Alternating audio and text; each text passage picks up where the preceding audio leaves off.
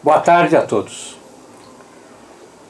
Antes de iniciar a minha participação neste congresso, eu quero agradecer aos organizadores pelo convite e também por me proporcionarem a oportunidade de estar, ainda que apenas de forma virtual, entre grandes amigos.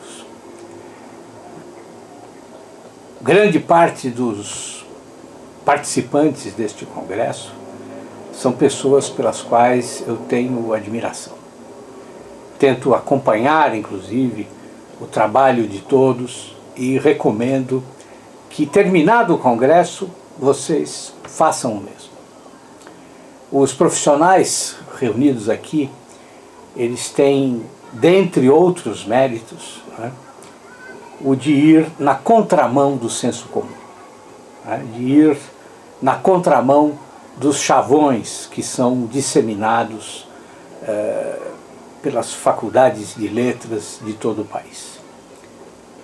Mas vamos ao tema da nossa palestra, como ler. Bem, o Gustave Flaubert dizia que nós não lemos por diversão ou para ficarmos mais instruídos. Nós lemos para viver. E há dezenas de métodos de leitura. Eu me recordo que no meu tempo de faculdade, uma professora insistia que nós devíamos ler sempre 3 vezes o mesmo livro. Na primeira vez, uma leitura rápida. Na segunda, uma leitura demorada, indo aos dicionários, fazendo anotações. E, na terceira, construir, então, uma síntese do livro. Ou melhor, não uma síntese do livro, mas sobre o livro. Quer dizer, uma espécie de uma resenha crítica. Bom, é uma proposta, sem dúvida, interessante, mas impraticável. Nós não temos tempo para ler 3 vezes a mesma obra, porque a fila de livros urgentes ou fundamentais é imensa, não para de crescer. É claro que no decorrer da nossa vida nós vamos reler uma ou outra obra, aquelas que efetivamente nos marcaram, aquelas que por algum motivo são importantes para nós. Mas é impossível fazer isto com todos os livros. Além disso, a maioria dos livros não merece tanto tempo da nossa atenção. E muitos deles, basta uma rápida passada de olhos para nos mostrar que eles não podem nos acrescentar nada. A verdade, portanto, é que nós devemos fazer, sim, o que a minha professora dizia, mas numa única leitura.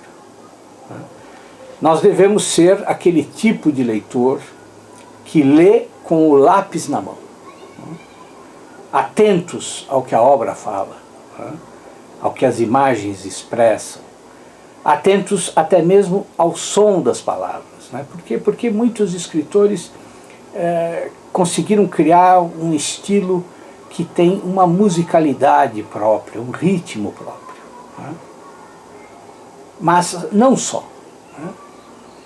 Nós devemos também prestar atenção à maneira como a nossa mente absorve as ideias, as figuras, a trama, ou a elaboração do raciocínio do autor. Na verdade, precisamos ainda mais. Precisamos criar uma forma de atenção que consiga acompanhar ao mesmo tempo o que o texto diz e as associações que a nossa mente constrói. Se conseguirmos ler desta forma, então a leitura não será mais apenas um passatempo, mas se transformará num instrumento para reconfigurar a forma como vemos a realidade. Vejam bem, não se trata de reconfigurar a realidade, mas a forma como observamos o real. Porque uma leitura que nada acrescenta à nossa visão da realidade, bem, esta é uma leitura superficial. Esse tipo particular de leitura pode parecer, num primeiro momento, uma coisa complicada, mas, no fundo, é apenas uma forma de atenção. Eu costumo dizer para os meus alunos que essa forma de atenção é muito semelhante à maneira como uma pessoa olha uma grande paisagem, como uma pessoa observa uma grande paisagem.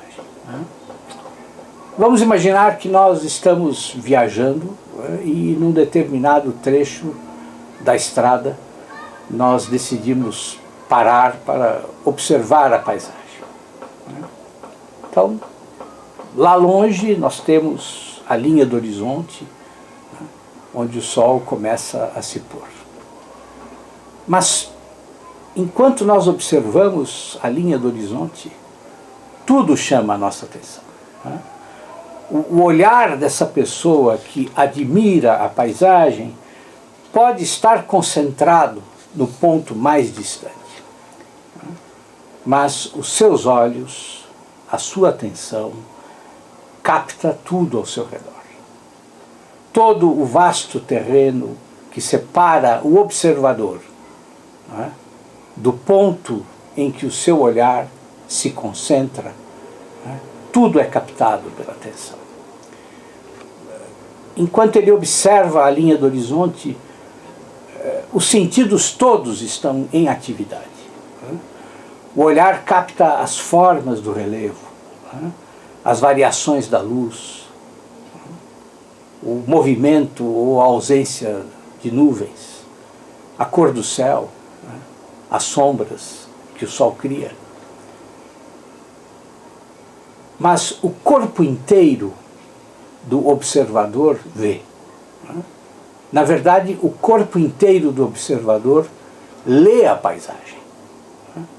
Por quê? Porque ele ouve os sons à sua volta. Ele sente os odores, ele sente os seus pés presos à terra, sente a brisa ou a ventania, o calor ou o frio. Ao mesmo tempo, a sua mente não está paralisada. Ela constrói analogias. Ele recorda uma paisagem parecida que ele viu quando era criança.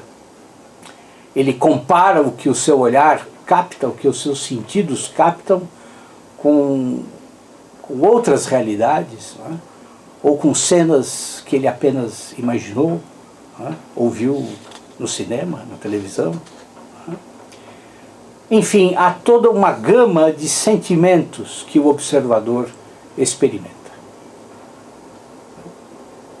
Olhar aquele ponto longínquo na linha do horizonte não elimina a atenção do observador para o todo.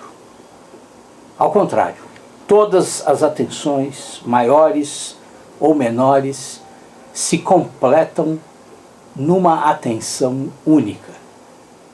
E tudo contribui para ampliar e aprofundar a atenção do observador sobre aquele ponto distante.